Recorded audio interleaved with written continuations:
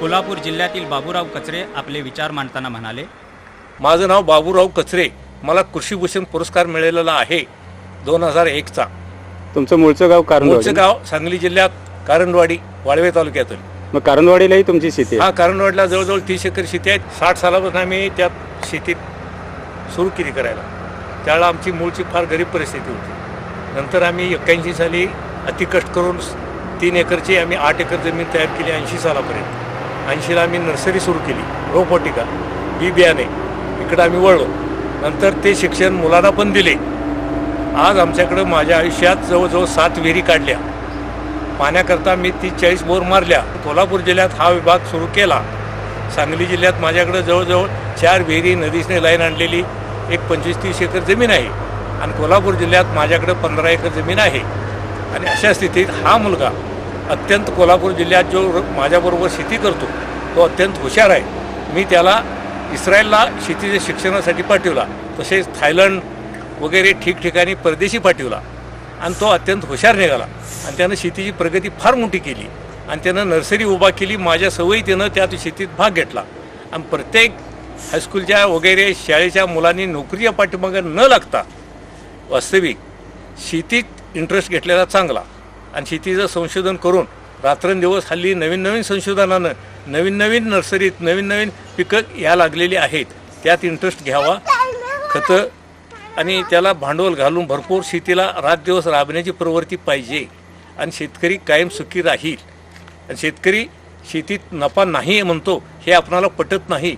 रात्रंदिवस राबत बसणारला, अति डोकं चालवून शेती करणारला, नवीन नवीन संशोधन करणारला भरपूर पैसे मिळतात. नाही, पण आम्ही आता ह्या तुमच्या सगळ्या परिसरात पाहतोय की बहुतेक शेतकरी ऊस आणि ऊसाला अनुसरून अशीच काहीतरी पिकं घेत आहेत. तर ऊस सोडून तुम्ही हे सगळी नर्सरी, रोपं तयार करणं वगैरे ह्याच्यामध्ये खरं म्हणजे आज या आपल्या महाराष्ट्र शेतकरी जो मागं राहतोय तो केवळ फक्त ऊस आणि ऊसच घेणे ह्या उसाया पाठीमागे न लागता हा काहीतरी उपयोग केला पाहिजे. हा तर शेतकऱ्यांना चांगलं भवितव्य आहे. नवीन संशोधन, नवीन जास्त उत्पन्न कशात मिळतंय असे संशोधन केलं पाहिजे. ते खतांचा अभ्यास केला पाहिजे, औषधांचा अभ्यास केला पाहिजे.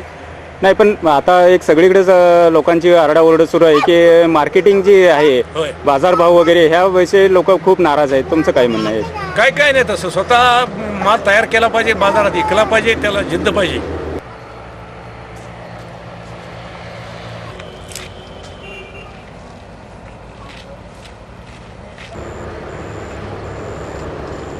फलटण येथील कुलकर्णी सर प्लांट लायब्ररीचा नवीन मूलमंत्र देताना म्हणतात, doctor H Kulkarni, working as head of the botany department, Mudhoji college Phaltan.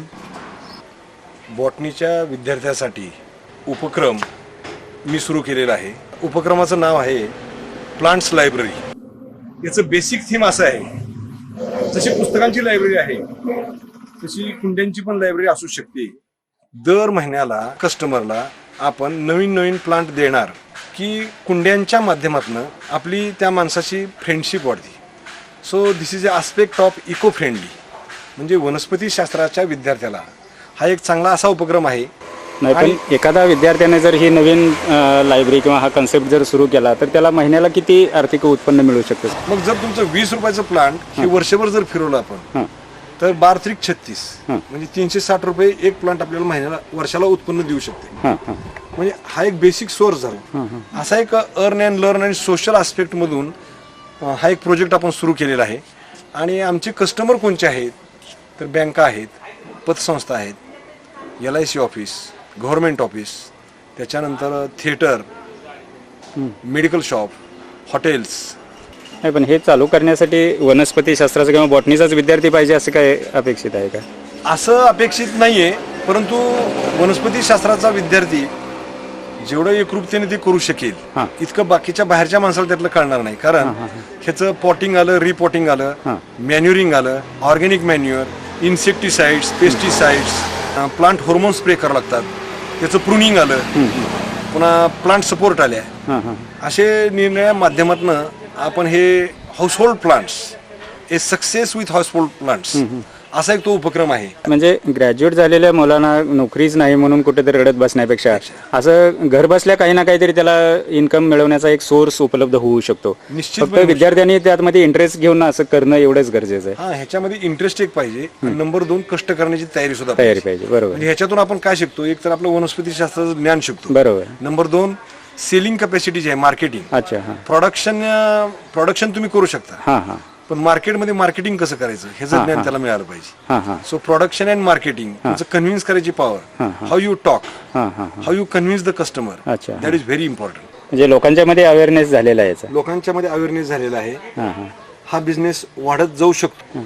शिवाय गार्डन कन्सल्टन्सी, अच्छा. प्लांट्स हॉस्पिटल, हां हां देन प्लांट्स लायब्ररी, हां डिस्प्ले ऑफ प्लांट्स, अच्छा. लेआउट ऑफ द गार्डन, हां. गार्डन मेंटेनन्स, अशी कामं आपण घेतो. हां म्हणजे असे खूप व्यवसाय ह्या बॉटनीच्या विद्यार्थ्यांना सुद्धा करता करता येण्यासारखे आहेत. येण्यासारखे आहेत. फक्त त्याचा इंटरेस्ट असला इंटरेस्ट पाहिजे. आणि अच्छा. आपले बॉटनीचे विद्यार्थी आता त्याच्यामध्ये समरस झालेले आहेत, हां. पुढे झालेले आहेत, ते स्वतःच्या पायावर उभा आहेत. काही काही अच्छा. ओके. निर्णय गावामध्ये ते उपक्रम असे राबवू शकतो. आज कोणत्याही क्षेत्रात स्त्री मागे नाही, मग शेतीच त्याला अपवाद कशी असू शकते. माझं नाव आहे नंदिनी निमकर आणि मी निमकर ॲग्रिकल्चरल रिसर्च इन्स्टिट्यूट या संस्थेची अध्यक्ष आहे. ही संस्था 1968 साली स्थापन करण्यात आली आणि सुरुवातीला आम्ही शेती आणि वेगवेगळ्या तऱ्हेच्या सुधारित बियाणांच्या उत्पादनासाठी काम सुरू केलं. मग 1981 सालापासून निरनिराळ्या तऱ्हेच्या अपारंपरिक ऊर्जा स्रोतांवरही या संस्थेत काम सुरू केलं आणि 1990 पासून पशुपालन, विशेषतः शेळ्या आणि मेंढ्या यांच्यावर संशोधन करण्याला सुरुवात झाली. ही संस्था 1968 साली माझ्या वडिलांनी सुरू केली आणि 1990 पासून मी या संस्थेचे अध्यक्ष आहे. आता सध्या आम्ही करडी आणि गोडघाटाची ज्वारी या 2 पिकांवर मुख्यत्वाने संशोधन करतो. कारण ज्वारी आणि करडी ही दोन्ही पिकं कोरडवाहू शेतीसाठी अतिशय उपयुक्त आहेत आणि या पिकांचं बहुतेक वेळेला जे गरीब शेतकरी आहेत ते या पिकांवर जास्त भर देतात. गोडघाटाच्या ज्वारीमध्ये माझ्या मागे तुम्हाला जे शेत दिसतंय ते गोडघाटाच्या ज्वारीचं शेत आहे आणि हे यापासून तुम्हाला धान्य तर मिळतंच, पण त्याच्या धाटापासून रस काढून त्याच्यापासून मद्यार्क किंवा एथनॉल किंवा काकवी तयार करता येते. आणि हा एक अतिशय चांगला व्यवसाय होऊ शकतो कारण काकवीसाठी सध्या खूप मागणी आहे आणि ऊसापेक्षा गोडघाटाच्या ज्वारीपासून काकवी करणं हे जास्त फायदेशीर होईल कारण धान्य सुद्धा मिळतं आणि मग चोथा आहे तो चांगल्या तऱ्हेचं खाद्य होऊ शकतं प्राण्यांसाठी, शेळ्या मेंढ्यांसाठी किंवा गुरांसाठी. तेव्हा दुधाचा व्यवसाय असेल त्या लोकांनाही हे उपयुक्त आहे.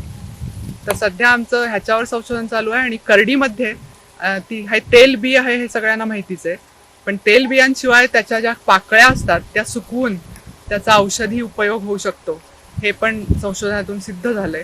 आणि आम्ही काही त्याच्या ट्रायल्स सुद्धा मुंबईला हॉस्पिटलमध्ये, नायर हॉस्पिटलमध्ये घेतल्या होत्या आणि त्यांनी सुद्धा दाखवून दिलं की उच्च रक्तदाबासाठी करडीच्या पाकळ्यांपासून बनवलेला चहा अतिशय उपयुक्त आहे. तेव्हा अशा तऱ्हेने बियाणाशिवाय या करडीच्या पाकळ्या 300 ते 400 रुपये किलो या भावाने विकता येतात.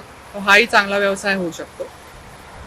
तर वनस्पतीशास्त्राच्या विद्यार्थ्यांना हल्ली करण्यासारखं पुष्कळ आहे कारण फुलशेती तसंच वेगवेगळ्या तऱ्हेच्या नवीन तऱ्हेच्या भाज्या वाढवणे वगैरे असे प्रकार आहेत. त्यातून त्यांना रोजगार मिळू शकेल.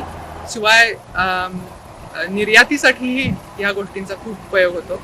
करडीचंच घ्यायचं तर आम्हाला नुकतीच करडीच्या फुलांच्या बद्दल विचारणा आली की ही फुलं आम्हाला निर्यात करायची आहेत कारण युरोपमधल्या बाजारपेठेत त्यांना मागणी आहे, तर तुम्ही पुरवू शकाल का? आता या गोष्टीचा आम्ही कधी विचार केला नव्हता. तर अशा नव्या नव्या गोष्टी विद्यार्थ्यांनी व्यवसाय करून सुरू करता येतील.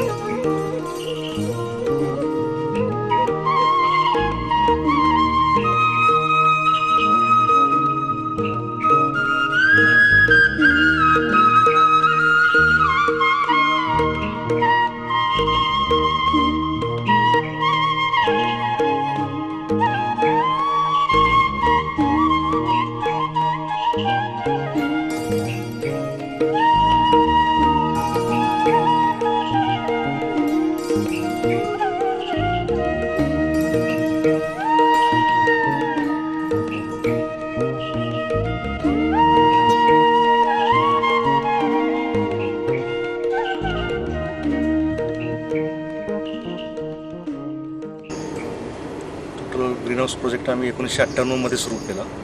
त्यावेळी सुरुवातीला 4 एकरमध्ये जर्बेरा, कार्नेशन आणि कलर कॅप्सिकम यांनी सुरुवात केली. आणि गुलाबामध्ये 1999मध्ये 4 एकरने सॉईल कल्टिवेशनमध्ये चालू केलं. त्यानंतर 2000 सालापासून हे कोकोपीट मीडियामध्ये गुलाबाची लागवड सुरू केली. आतापर्यंत टोटल 55 एकरमध्ये गुलाब आमचा 35 एकरमध्ये आहे, जर्बेरा 9 एकरमध्ये आहे, कलर कॅप्सिकम 3 एकरमध्ये आहे, कार्नेशन 1 एकरमध्ये आहे आणि ऑर्किडचेही आम्ही प्रयोग केलेला आहे 4 एकरमध्ये केलेला आहे. अशा पद्धतीने सगळी लागण केलेली आहे. नाही, आजचा आमचा महाराष्ट्राचा शेतकरी आहे, 55 एकर असणारा शेतकरी फक्त ऊस आणि ऊसाशिवाय दुसरं काहीच घेत नाही. हो. त्या मनानं आपण हे आधुनिक शेती किंवा हायटेक ॲग्रिकल्चर ज्याला म्हणतो, इकडे कसं काय वळलं आपण? नाही, सुरुवातीला 97 साली 93ला मी इस्रायलला जाऊन आलो, तिथली शेती पाहिली होती. नंतर मग हे हायटेकमध्ये 97 साली शुगर फॅक्टरीवर 5-5 गुंठ्याची 4 प्रायोगिक तत्वावर केलं होतं. मग त्यावेळी तिथं जरा प्रोडक्शनही चांगलं आलं, मार्केटही चांगलं आहे असं वाटलं. त्यावेळी मग सुरुवातीपासून मग त्याचं आदर्श घेऊन आम्ही सुरुवात केली. नाही, पण आताचे आमचे जे विद्यार्थी आहेत त्या विद्यार्थ्यांना फक्त एक तरी शेतीकडे वळायला कोणीही तयार नाही. आणि पारंपरिक पद्धतीची जी शेती आहे त्या शेतीमधून फारसा काही फायदा होतो किंवा फायदा होत नाही असं वाटतं त्यांना. आणि त्यामुळे शेतीकडे वळायला हे तरुण विद्यार्थी आज नाराज आहेत आमचे. त्यामुळे अशा पद्धतीनं काही वेगळं काहीतरी करू शकतील का? ह्याबद्दल आपल्याला विद्यार्थ्यांना काय कारण ह्याच्यामध्ये कसं आहे, क्षेत्र हे पारंपरिक शेतीचे 1 4 एकर आणि हे 5 गुंठे जवळपास सारखंच आहे. फक्त त्यात काही इन्व्हेस्टमेंट मोठी आहे, परंतु जिद्दीनं आणि कष्टानं केलं, व्यवस्थित प्रोडक्शन चांगलं घेतलं तरी मार्केट चांगलं असेल तर निघून जातं, काय अडचण नाही. काही लोकांची नाराजी मार्केटिंग विषय, कारण मार्केटिंग मिळत नाही किंवा प्रॉपर दर मिळत नाही, त्यामुळे लोक इकडे वळायला थोडेसे नाराज असतात. सुरुवातीला मार्केटचा सर्वे करूनच आपण लागण केली पाहिजे. म्हणजे मार्केटमध्ये कुठल्या व्हरायटीची रिक्वायरमेंट चांगली असते, कुठल्या सीझनला कुठली व्हरायटी आली पाहिजे किंवा कुठल्या सीझनमध्ये कुठलं पीक घेतलं पाहिजे, असं हे ग्रीन हाऊसमध्ये मार्केटचा सर्वे करून मग आपण लागण करून त्या पद्धतीनं आणि क्वालिटी असेल तर मार्केटला काय अडचण येत. अच्छा. मग आता काही छोटे छोटे जे शेतकरी आहे, कुणाचे 5 गुंठ 10 गुंठे अशी पॉली हाऊसमध्ये जे काही गुलाब असेल किंवा कार्नेशियन असेल, जर्बेरा असेल, असे काही करणारे शेतकरी आहेत, तर त्यांच्या मार्केटिंगच्या तुमच्या मार्केटिंग बरोबर त्यांना काही असं कोऑपरेट करता का तुम्ही? असं नाही, करतो ना. कसं आहे, तर कोल्हापूर जिल्हा फूल उत्पादक संघाची गाडी आहे, त्यातून सगळ्यांचा माल कलेक्ट करून जातो तो. अच्छा. त्यामुळे तो वाहतुकीचा प्रॉब्लेम येत नाही. सगळ्यांचं एकत्रित करून माल नेल्यामुळे सगळ्यांच्या सोयीसाठी होतं. तसं काही छोट्या छोट्या म्हणजे काही प्लॅन्ट्स आपल्याला इम्पोर्ट करायचं असेल तर सगळ्यांचे मिळून केलं ते सोयीचं पडतं, म्हणजे इकॉनॉमिकली ते आहे. बरोबर. आता बायोटेक्नॉलॉजी सारखा विषय हा मुलांनी खरं म्हणजे शाळेतच नुसता न शिकता त्याचा प्रत्यक्षात फील्डवरती काहीतरी उपयोग केला पाहिजे. आणि उपयोग जर केला तर निश्चितच त्यांना यश मिळतं आणि चांगला फायदाही मिळतो. म्हणजे आज नोकरीचा प्रश्न इतका बिकट आहे की नोकरीच्याच मागं न लागता असं काहीतरी नवीन उद्योग जर सुरू केला तर अतिशय चांगला फायदा मिळू शकतो त्यांना. आणखी काय विद्यार्थ्यांना आमच्या सल्ला देऊ शकाल? काय, प्रत्येकानं आपलं कष्टानं अगदी ह्याच्यावर ह्या हायटेकमध्ये जाऊन काम केलं तर ते निश्चित त्यांना यश मिळू शकेल. काही अडचण. एकूणच काय, सर्वसामान्य शेतकऱ्यांची प्रगती व्हायची असेल तर उच्च शिक्षण शेतापर्यंत पोहोचले पाहिजे. ज्यावेळी विळा आणि पेन हातात हात घालून काम करतील त्याच वेळेला सामान्य शेतकरी आर्थिकदृष्ट्या आपल्या पायावर उभा राहील. म्हणूनच पाण्याचा योग्य वापर करून सूर्याच्या साक्षीने एकमेकास सहाय्य करून आपली आणि पर्यायाने देशाची आर्थिक उंची वाढवूया.